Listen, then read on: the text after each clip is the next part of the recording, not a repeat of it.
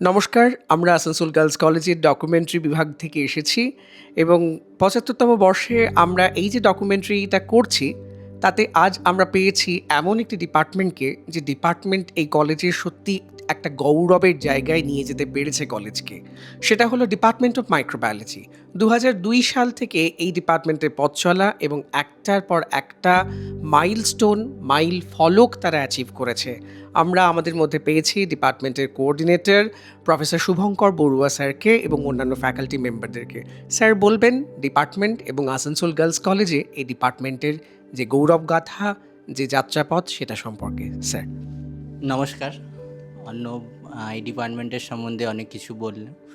তো এই department basically ২০০২-তে start হয়। তো তারপর থেকে অনেকগুলো ব্যাচ আমাদের এখানে পাস করে বেরিয়েছে।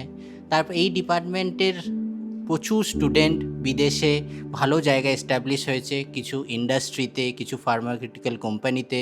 আমাদের মোটামুটি ল্যাব স্ট্রাকচার এখানে খুবই ভালো। এই ডিপার্টমেন্ট আজ থেকে ২০০২ থেকে যখন স্টার্ট হয়, তারপর থেকে খুব ভালো স্টুডেন্ট আমরা পেয়ে এসেছি। খুব ভালো আশেপাশে যত ভালো স্কুলের যে স্টুডেন্টরা আছে, তারা এই মাইক্রোবায়োলজি সাবজেক্টটাকে নিয়ে পড়াশোনার খুব আগ্রহ থাকে। তারা এখানে আমাদের কাছে ডাইরেক্টলি এসে জিজ্ঞাসা করে। আমরা টিচাররা সবাই আছেন, আমরা ৪ জন টিচার এখন প্রেজেন্ট আছি। আমাদের রিসেন্টলি আমাদের এই ডিপার্টমেন্ট যিনি তৈরি করেছেন, ডক্টর সুপ্রতীক গাঙ্গুলি, উনি রিটায়ার করেছেন। উনি এই ডিপার্টমেন্টকে নিজের হাতে তৈরি করেছেন। আপনারা দেখতেই পাচ্ছেন এত সুন্দর ডিপার্টমেন্ট উনি এই কলেজের মধ্যে এস্টাবলিশ করেছেন। আমি বলতে পারি যে এই আসানসোল চত্বরে আমাদের মতন মাইক্রোবায়োলজি ডিপার্টমেন্ট হয়তো অন্য কোনো কলেজে সেরকমভাবে ফেসিলিটি স্টুডেন্টরা পায় না।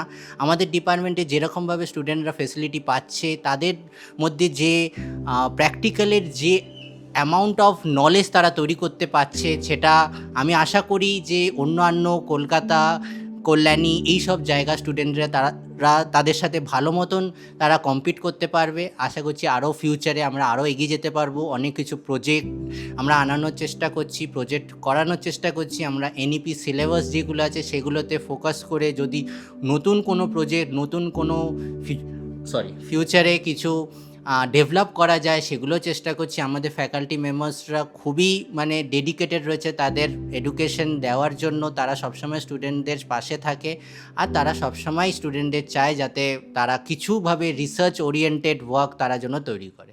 ধন্যবাদ।